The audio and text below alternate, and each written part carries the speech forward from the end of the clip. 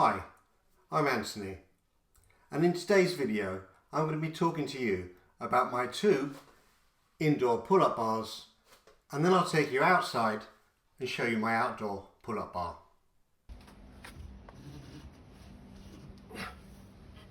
The purpose of this video is to show you the pros and cons of each type of bar.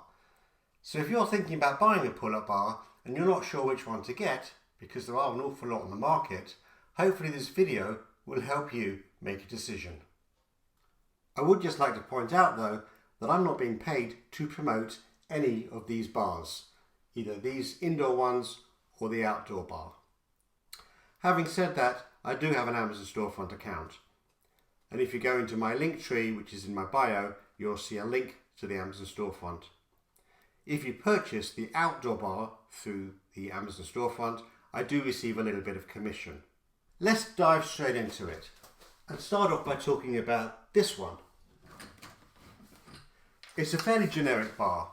You can get them from most sports retailers. If you're in the UK, you could probably get them on Amazon or Argos.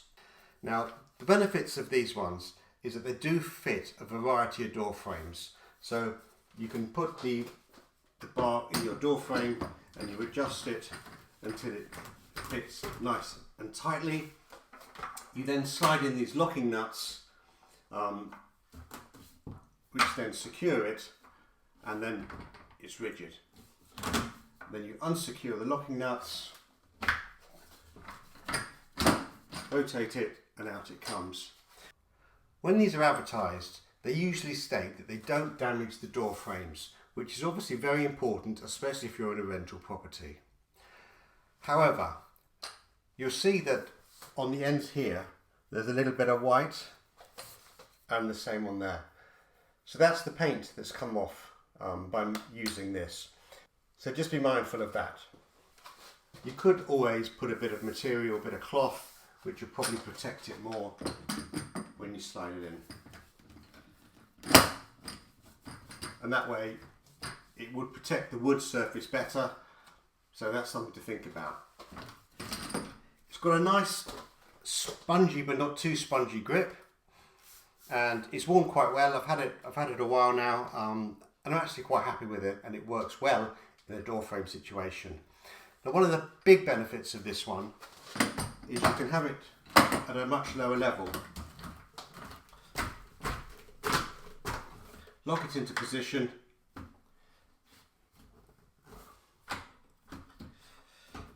When it's firmly locked into position, you can then use it as a dip bar as well. So it's got a variety of uses. So that's the pros and cons of that. They're relatively inexpensive for what they are, in my opinion. Let's talk about this one. So this bar is a bit of a classic, and if you've got the space for it, I'd recommend it as an indoor pull-up bar. It easily fits into most door frames, and it comes down very easily. You'll see here that it has marked the wood on both sides. Now, once again, I could have put a bit of material there, but it's actually dented the wood. So if it's a rental property, bear that in mind. If it was me personally and I'm selling the house, then a little bit of filler and some paint and it'll repair it. On the other side, this is the bar that grips the top here, and it just sits on top of there on the other side, so it doesn't leave a mark. So that's your only 2 marks that you're going to get. It fits very easily, simply like that. Masterpiece, really. Because you're pulling down, it just pulls against the door frame, and it's secured against the top, and it just doesn't move. And this particular bar has multiple hand grips. So we've got here, here, here, here, and here. So you can do pull-ups, chin-ups, and pretty much every other variation you've ever thought of. And obviously you can do it this way or this way. So it's incredibly versatile. It is, in my opinion, one of the most best priced pieces of gym equipment you could probably get. And if you're just getting into pull-ups, or you can only have a pull-up bar that's indoors, I would recommend you get one of these. Just make sure that the overall width fits in your space, like it does here, but just make sure it does on yours before you go and purchase this. Then let me take you outside to the main event, where I'm going to tell you all about my outside or external pull-up bar. So here she is, my outdoor pull-up bar, which I use for my muscle-ups, my pull-ups, my chin-ups, and if it's not raining, most of my workouts are done outside on this bar, which I've had now for 3 to 4 years. When I was looking for a pull-up bar to put outside my house and attaching it to this wall, I did a lot of research, and I'm delighted with my choice. I've got absolutely no regrets. Let me just talk you through a few of the features of this bar.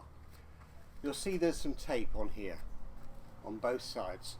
I've just bought some racket tape which goes on the end of a tennis racket or a squash racket, and I've just put it there. It gives that little bit of extra grip, but not essential, but I find it helps me personally.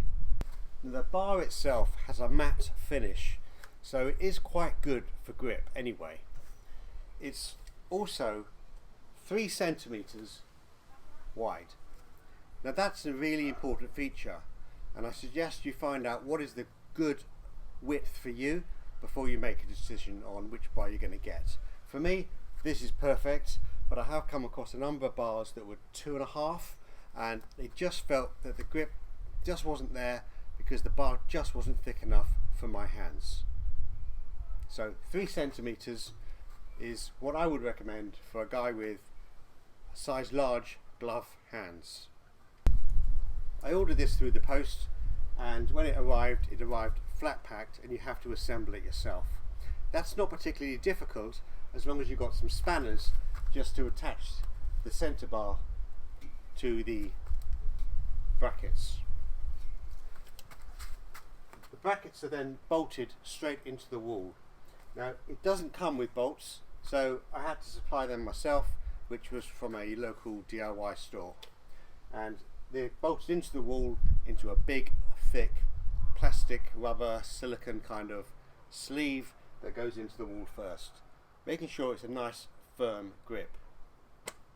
If you're using this somewhere where there's a timber frame, make sure it's bolted into the uprights, and if it's into a brick finish like this, it doesn't get bolted into the mortar, it goes straight into the brick. So it's very important that you line it up properly before you decide exactly the height it's going to be. One of the frequently asked questions I get is, how far is the bar from the wall?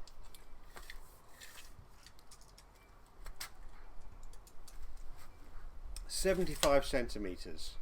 Now if you're into doing muscle ups, this is perfect, because you can do a muscle up on the inside of the bar and you don't hit the wall at all. I can assure you of that. You can do pullovers as well. You may need to walk your legs down a little bit as you're coming over. Pull-ups, chin-ups and muscle-ups, or just hanging from the bar, I'd recommend it. I'll give you a quick demonstration of me doing a muscle-up on this bar at the end of the video, so you'll see there is plenty of clearance and I don't hit the wall. Now this particular bar is made by a company called Exercisey, and I will put a link in the description below. It's also available if you go into my Amazon storefront from my link tree, which is in the bio. You might be wondering what sort of weight you can hang from this bar. The bar itself won't let you down, I can assure you of that. It's how well you secure it to the wall or the timber frame. That's the key. So I weigh 80 kilograms, and here I have a bumper plate that nearly landed on my foot, which is 25 kilograms. So we're looking at 105 kilograms, and I'm very happy and confident that this bar will hold me. and I frequently do pull-up workouts with this 25 kilogram bumper plate. So 100 kilograms, or just over 100 kilograms, is fine, no problem whatsoever. But as I said, it's the way you fasten it to the wall that's the important thing. So if you go and buy one of these, you'll probably want to know how high you should place the bar. What I've done is I've got it at the height where if I stand on my toes, it's just about having me fully extended.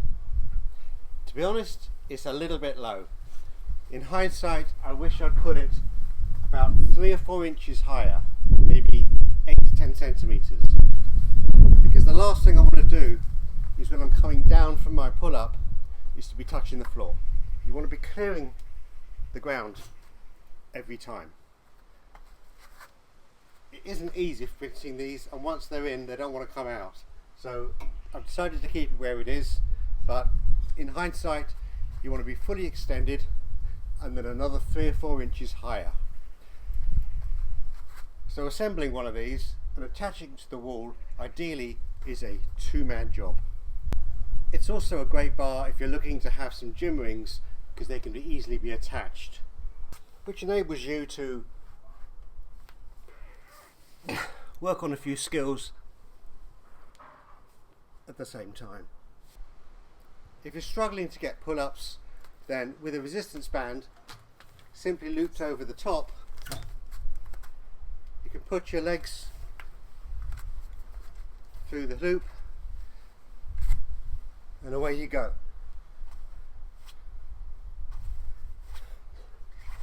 You can do that all day if you like.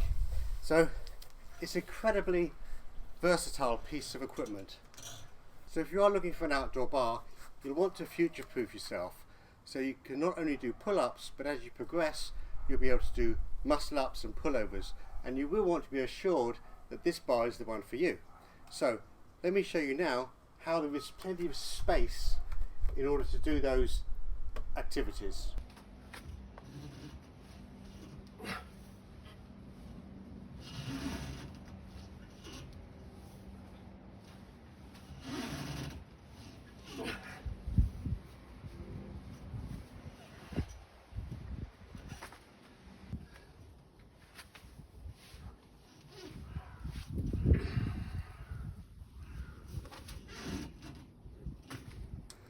So there you have it.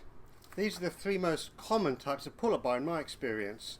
So choose wisely and hopefully you won't regret your choice. Hope you found this video useful. If you have, please do give it a thumbs up. The algorithm will absolutely love it, and it helps promote the video to a wider audience. And as always, please do leave a comment.